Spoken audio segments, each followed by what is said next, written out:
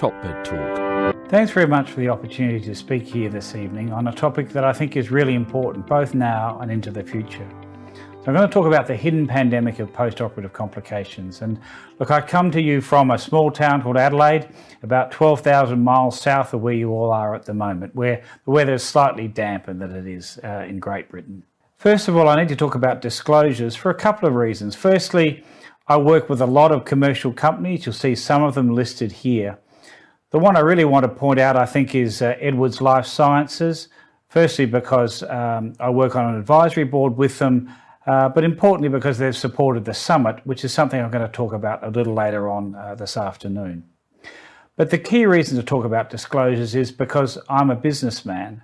I work within the public sector on a self-funded organisation that has to deliver high quality at competitive and sustainable cost. And this is very much critical to what we're going to talk about this afternoon.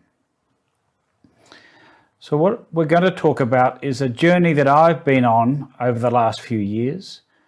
We're going to talk about some of the challenges faced in our world outside the operating theatre. And lastly, I'm going to talk about how we might address some of these problems systematically. We all know surgery is common. There are about 2.5 million operations done every year in Australia, and this is increasing, and it's going to need to. Surgery accounts for about half of the healthcare burden, a third to a half of the healthcare burden, something absolutely critical to maintain the health and well-being of our population going forwards. We also know that complications are common. There are lots of published studies on the incidence and nature of complications after surgery, and I've just selected one here. And if we look at things like all complications or major complications, about 1 in 4 to 1 in 6 of our patients suffer those after surgery. But perhaps this issue is a bit bigger than we once thought.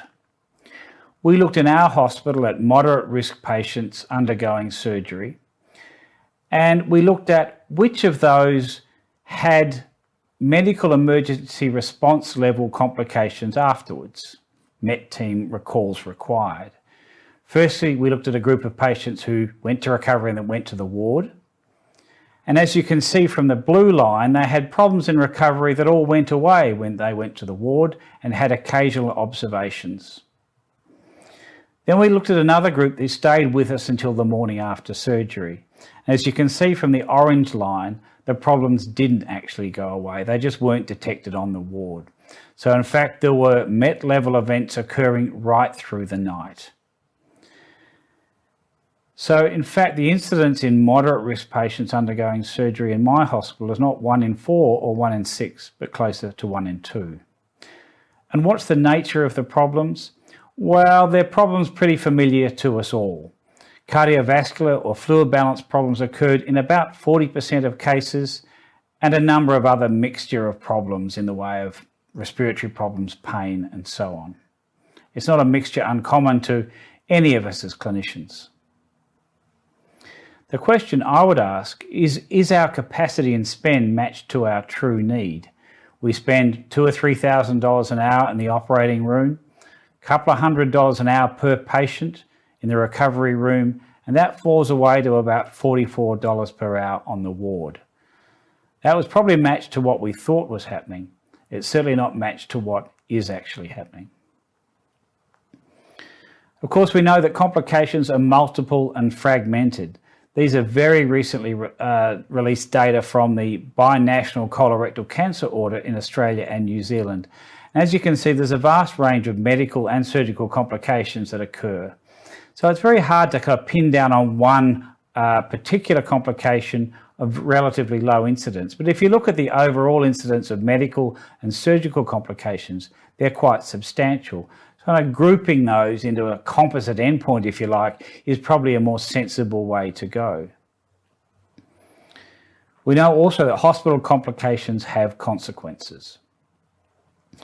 So these data are reflected in other studies as well, looking at the relationship between in-hospital complications and readmissions, usually 30-day readmissions. And as you can see, as complications in hospital become more and more frequent, so do readmissions. And I want you to remember that number of about 30%, because that's going to appear again. Problems in hospital, readmission rates of around 30-something%.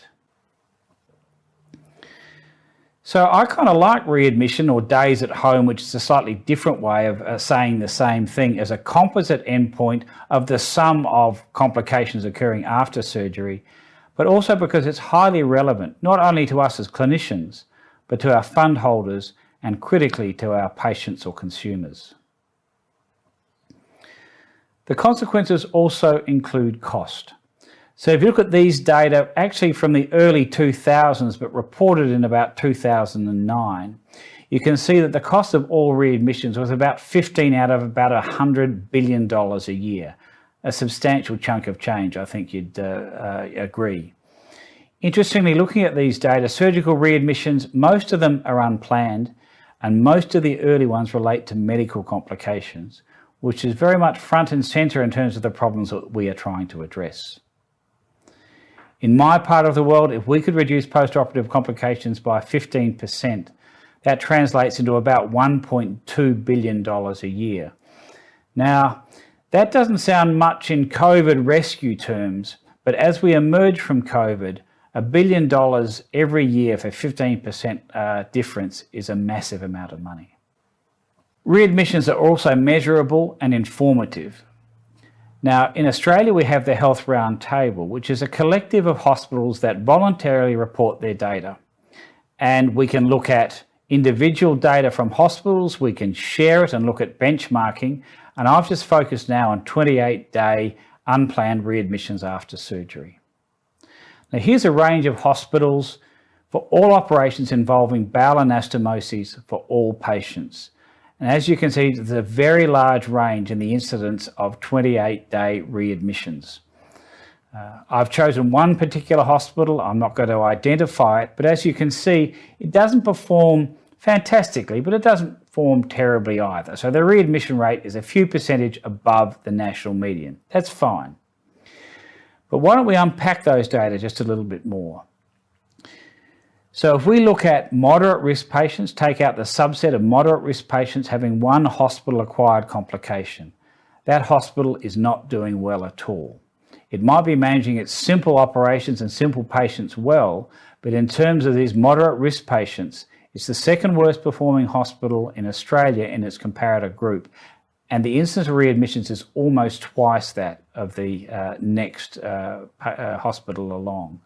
So these data are very helpful in determining how an institution is performing, but helping us also unpack where it might do better. So as for the future, well, older, sicker people have more complications and sequelae. How is that going to affect us? So let's use the NESQIP database on a nominal operation. I think this is a laparoscopic Hartmann's procedure from memory. And a low-risk patient, and if you're familiar with the NESQIP database, green is good. Lots of green there for a low-risk patient. A moderate-risk patient, now believe it or not, with all those issues and comorbidities, this is only a moderate-risk patient, and there's lots of red there. So what does that translate to in readable terms? These sorts of things. So low risk to high risk, serious complications 2.5 times, surgical site infections twice normal, length of stay up by 3 days, readmissions doubled, and mortality a very substantial increase indeed. So I've suggested this is going to translate into a pandemic in terms of outcomes and costs. Can I justify that? Well, Dr. Walsh and I took Hartmann's procedures, the NESQIP database, and looked at what's going to happen with ageing, at least according to today's data. So if you look at that particular procedure and you look at readmissions, serious complications, death and length of stay, you see a modest increase as you go from the 60s to the 70s to the 80s age bands. Doesn't look that terrible. What does our population in Australia look like in the future? So as you can see here, based on current projections, in about 30 years' time, people aged greater than 85 years are going to triple. Those aged 75 to 85 more than double. So if you put those numbers together, the modest increase with age along with our population change, we can, and there's a great deal of extrapolation here I recognise, look at an increase in 10% a year of complications and cost out to 2047. And that's just due to age. If you add in comorbidities of obesity, diabetes, heart disease, and so on, the number is dramatically higher. So what risks happening if we do nothing? Well, we get a sense of that from the data from Torbay Hospital, actually. This is an observational study published a few years ago. They took colorectal patients who usually go to a high acuity unit overnight. And they were kind of running out of beds, so policy changed, and if there wasn't a bed, they proceeded with surgery and the patient went to the ward. Now, this is not a randomised study. This is allocation based on a whole lot of factors, but the groups were pretty well matched. In fact, those going to the ICU were just a little bit sicker on basic risk prediction scores. So what happens if you go to the ward instead of high acuity care? Mortality is twice that of those that had high acuity care, briefly, and length of stay is 3 days higher. A huge obstacle for us going forwards. It made us think a little bit about recovery rooms, and perhaps we need to rethink those completely.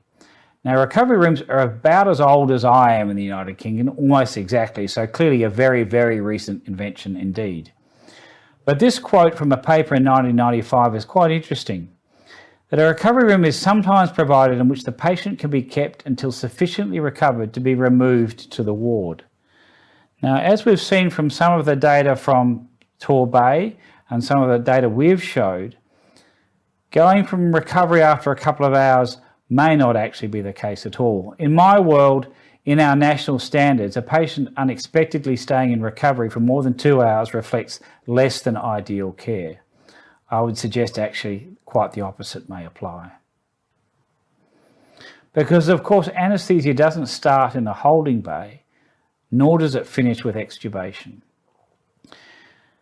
I spent a lot of time with a patient, one-on-one, for many hours sometimes, getting to know them intimately. I do presumably good things that dramatically alter their physiology, and it does so for hours. I then take the tube out, send them to the recovery, turn off my phone and go home. Does that sound like the ideal care based on the data I've showed you already? So opioid sparing, for example, is great. We all know that. Opioids are terrible. And let's say we give some alpha-2 agonists and we'll find that we use less opioids, less pain, less nausea, maybe less agitation, sedation, maybe not a problem. That's great. We should all be doing this. But there's a price. There's always a price. So this recent systematic review and meta-analysis of alpha-2 agonists suggests exactly what that price is. So if you look at post-operative hypotension, the risk ratio is almost 2, and for clonidine it's actually higher. So you might put your patient in recovery saying, I've practiced great medicine, my patient doesn't have pain, they're not particularly sedated, they're not sick, I haven't had to use many opioids, and the problem is actually still awaiting us, and we can expect hypotension down the track. And as a personal user of dexmedetomidine, I know that's a problem. So we decided to look at a different way of approaching recovery in something we call advanced recovery room care. And we took moderate risk patients, the same ones we saw at Torbay, and we kept them in the recovery room until the morning of day 1.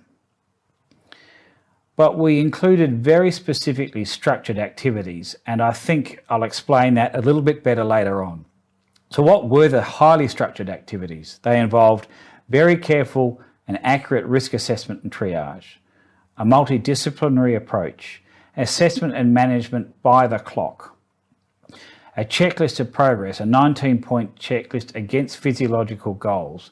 If the patient wasn't within range, what were you going to do about it? Write it down and review it an hour later. And lastly, handover was effective, not only to the colleague that may be looking after the patient in recovery, but the following morning. So what we'd learnt during the night could be passed on to the residents who'd be looking after the patient the next day. So this was an exploratory study and we looked at a whole lot of things. Firstly, the main objective was it feasible? And it did prove to be so. And we saw some signals that were interesting. So ICU rescue appeared to be less, very small numbers, of course. Return to theatre appeared to be less, very small numbers, of course. The thing that was most impressive was readmissions at 90 days. And here's that number again, 34%. Granted, this is out to 90 days rather than 30, but it's not a flattering figure. When we looked at the patients in a before and after study that were readmitted, afterwards readmission rates dropped, but readmission duration also dropped, quite dramatically in fact. So overall, readmission beds days dropped by 80%. That's days at home, an average of 3 per patient. That's a return on investment of $2.50 for every one, a figure I don't believe. It'll be at least twice that. And we could add 4,000 bed days a year to our hospital. I'm sure we could find something useful to do with those.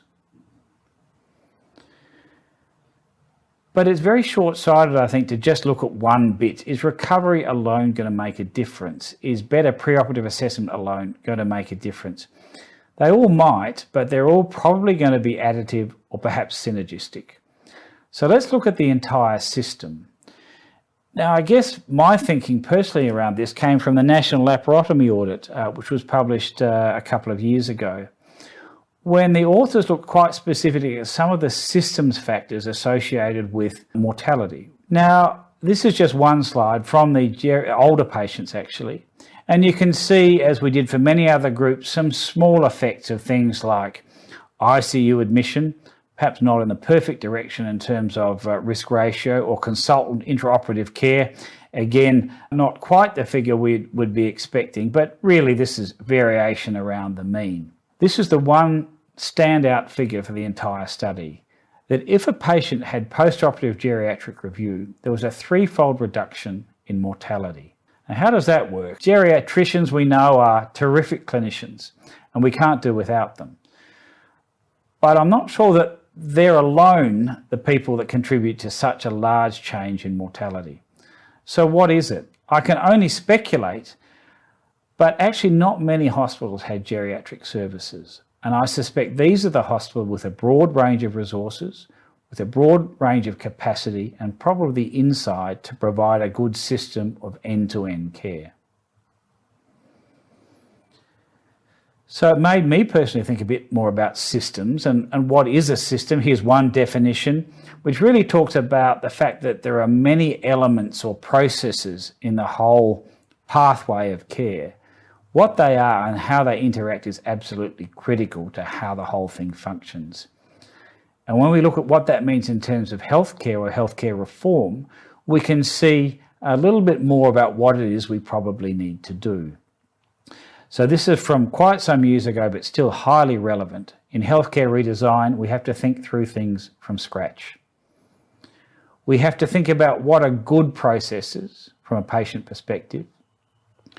We have to find, identify, and get rid of those things that are unhelpful. We have to redesign the process and then potentially dramatically improve the quality of care, rather than the small incremental gains that we might see from individual things, whether it be dexmedetomidine, whether it be dexamethasone, whether it be optimal fluid management. I wasn't really talking about anaesthesia, I was actually talking about baseball when I wrote that editorial, because this has already been done. So in the early 90s, people considered whether the traditional baseball model was the best business model of service delivery. There were uneven costs and capacity, high-paid marquee players, so Barry Bonds could hit home runs. It was spectacular, but home runs like that didn't actually win games over time. Budgets were unsustainable. Teams were built on tradition rather than carefully crafted, and performance was variable. That may remind you of some healthcare systems that you work in. So the Oakland A's famously built a team against specific need, or processes if you like. Who could get on base? Who could field at first base? Who could hit a ground ball? They used evidence-based recruitment, fit for purpose, who could do well the specific things that were needed. They utilised economic modelling, which I'll talk about in a moment, and they looked about consistent capacity and costs without weak links. So you didn't have to have spectacular, you had to have good all the way through. This is no different to what the McDonald's brothers did in the early 1950s in their service delivery model, where they looked at what people, what equipment, what workflows and space delivered what they needed, which was very consistent, very rapidly produced hamburgers. We can argue the product mightn't be perfect, but the process was quite spectacular. So the Oakland A's, at a very efficient price, at a lot lower cost per game won, broke records. They broke the record for the number of wins in a row in Major League. I think it was 20 from memory. So that's high value baseball, if you like. Better outcomes at a lesser cost. Economic modelling, I won't go into any great detail, but think about it as pharmacokinetics or pharmacokinetics, pharmacodynamic models. You have places, you have amounts of things in places, and they move between those places at different speeds or different rate constants. And depending on how much there is in any given place at any given time, you may get an effect and you may have a cost. So PK/PD modelling is exactly the same, but now we're talking about patient outcomes and we're talking about money. And the maths is pretty much the same too. But we think about the outcomes slightly differently. So if we look at cost effectiveness, we often look at it in terms of this particular grid. Now this grid says that the further right you go, the better outcomes you'll get. The further down you go, lesser the cost. It's a trade-off. And ideally you want to do well with both. So if you've got a model that can give you better care at a slightly higher cost, applaud yourself, pat yourself on the back. If you can get better outcomes at a lesser cost, that's when it gets really cool. So thinking more about this systems approach and the fact that we need large change as quickly as we can now in a post-COVID era, we decided to put a group of people together to think about what we could do in Australia and New Zealand. So on the 6th of March, which seems a lifetime ago because it was just as COVID was appearing, we put a whole lot of expert stakeholders together. We had 85 invited attendees to sit in a room with an expert facilitator for a day. And then we had a focus group of about 20 perioperative clinicians afterwards. And again, I'd like to thank Edwards Life Sciences for supporting this. This was very well attended. The federal and the state health ministers opened the meeting. All the colleges and associations and societies that were relevant were represented, along with the commissions, fund holders, private and public healthcare sectors, consumers and academic institutions. It's very rare to get a group of people like that in a room together, so we took the opportunity to get out of them what we possibly could. So the purpose really was to discuss implementation of change, what we should change, how we should change it, to improve the delivery of perioperative care. And the focus of discussions was on two things. Firstly, around principles, and secondly, around specific recommendations.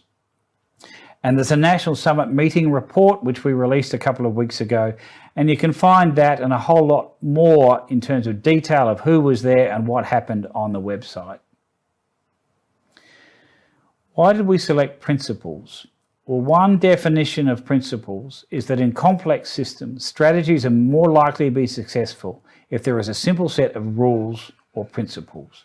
So we have to understand what the fundamental things that we have to do are in any activity that we undertake in perioperative care.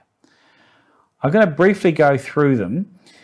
Not in any great detail, you can find that on the website, but just to give you a sense of the flavour of what we were doing.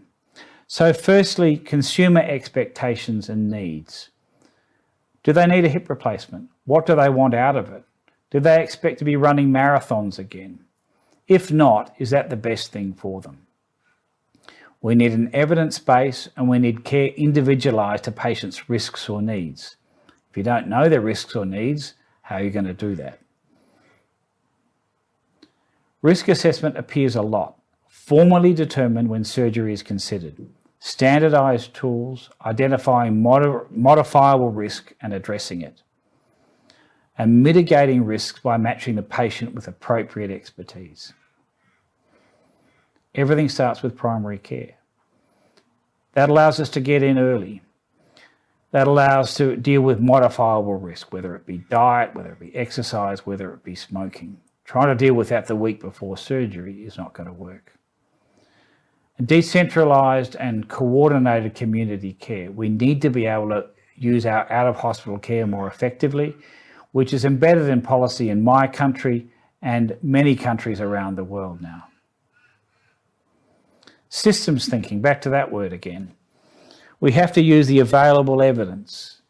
We must minimise unnecessary variation. A key plank in our Safety Commission and Australia's work to improve quality.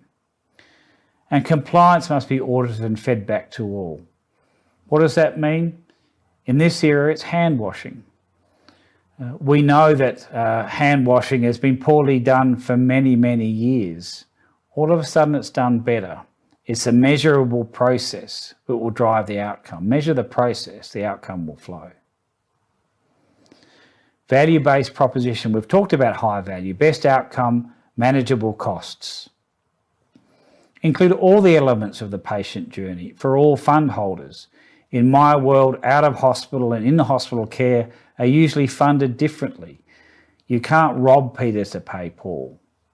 And you do need formal economic analysis.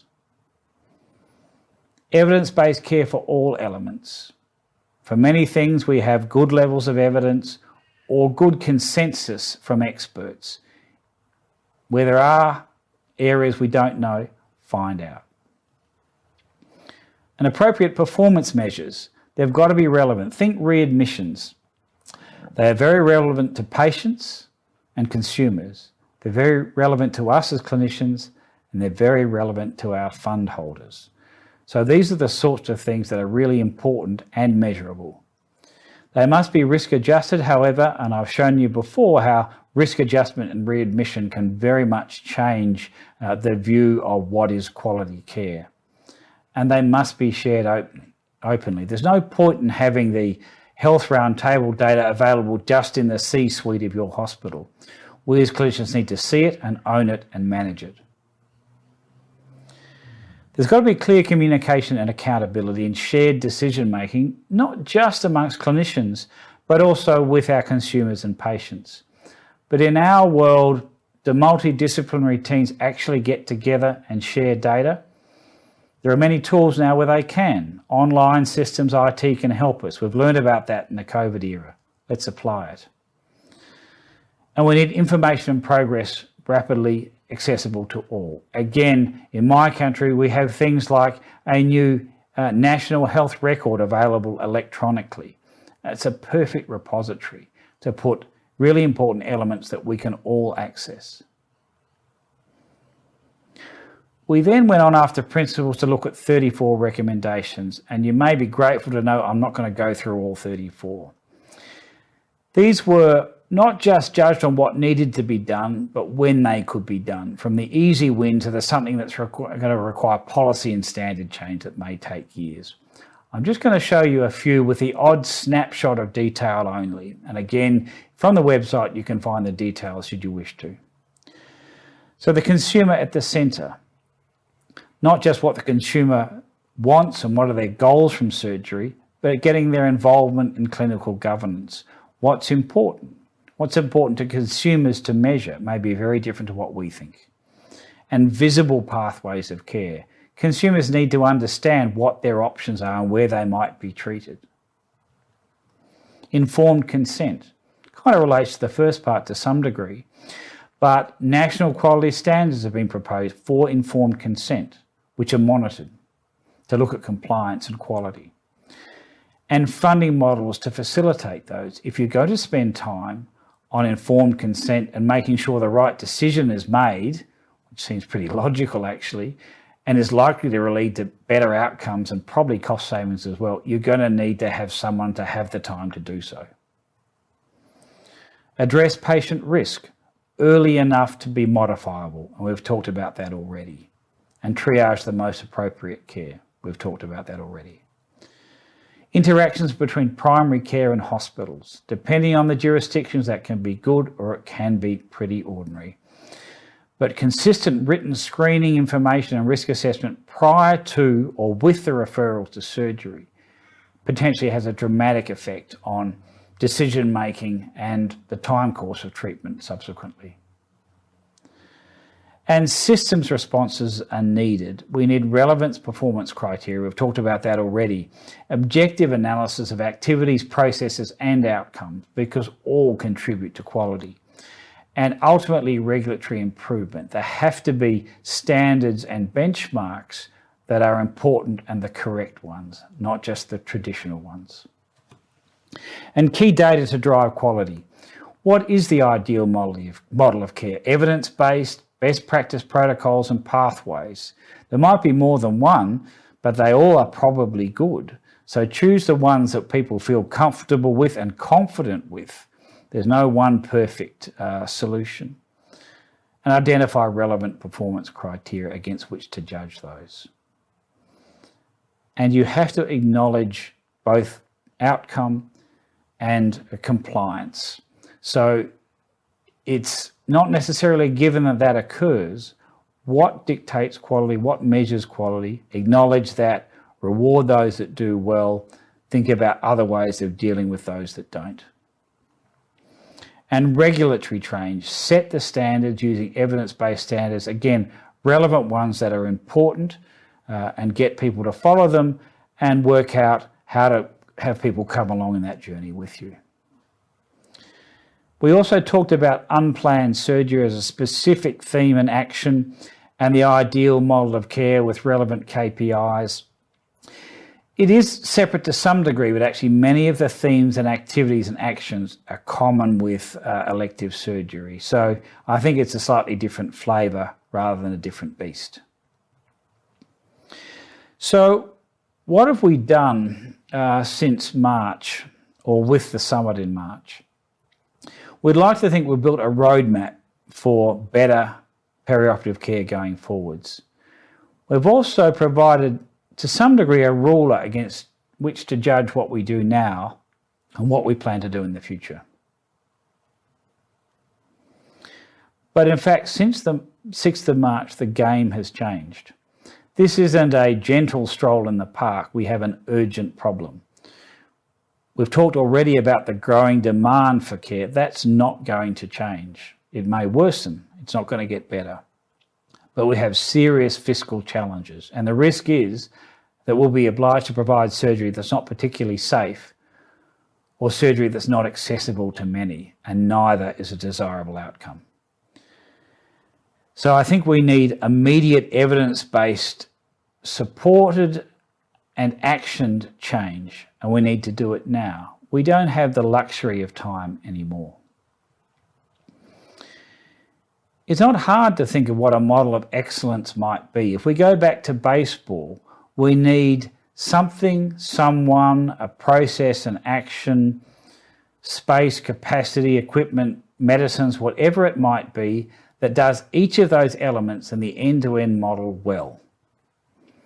They don't have to be fantastic, but they have to be good. If they can be fantastic, that's great. And then we have to know how to manage that once we put those elements together. And that is possible to do as well. It's quite plausible to create an end-to-end model against summit suggestions or other suggestions from experts on what a very, very good end-to-end model of perioperative care would look like.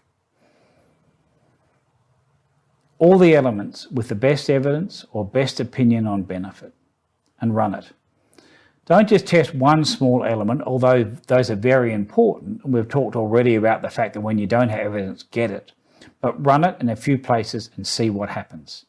Measure well, measure very well, and iterate to improve the value in terms of outcomes or further reducing costs. If you look at the kind of economic model on the bottom right-hand corner of the slide, there are many decision points in that. And you can quietly change those. For example, if we could better predict who might become hypotensive, whether it be with a piece of equipment or clinical judgment or time, then we can iterate downstream and say, let's triage those patients at lower risk to a lower nursing ratio. Let's face it, in recovery, nursing ratios are often 1:1, 1:2. In the ward in my hospital after hours, it's about 1:10 or 1:12. So surely you could be creative there and iterate to find who is at high risk, who is at low risk, and manage that well. And there is someone from the United Kingdom who's done that exceptionally well. So if we turn back to Florence Nightingale, and we do notice the Nightingale Hospital in London, Florence Nightingale was a mathematician, of course, but she was very much taken with data and innovation. And if we look at what she did and the approach she took to graphing data, to analysing it and changing practice, there's a lot we can learn even a couple of 100 years later. Once we start to show benefit, we can grow it outwards, and that's the fundamentals of implementation science. I'm going to close with the statement from table number 5 at our summit. And I'm going to tell you who was at table number 5, but it was a bunch of very serious and very senior health leaders and bureaucrats. And this is what they said we should do. Someone needs to take the opportunity and grab it. The flavour of the language perhaps shows you this was an Australian meeting. But after all, I think all they were doing was quoting another very successful high-value business model. Let's just do it, and do it carefully. Thank you. Top Med Talk. Thanks for downloading Top Med Talk. Don't forget to subscribe via your podcatcher. Don't forget to check us out on social media. We're on Twitter, Facebook, LinkedIn and YouTube. And also, don't forget, Top Med Talk is the broadcasting arm of EBPOM, Evidence-Based Perioperative Medicine. We'd love you to find out more about that. If you check out ebpom.org, you can find low prices on some of the conferences we're organising around the world. Many of them are virtual and don't even involve you leaving your own home. Check out ebpom.org now.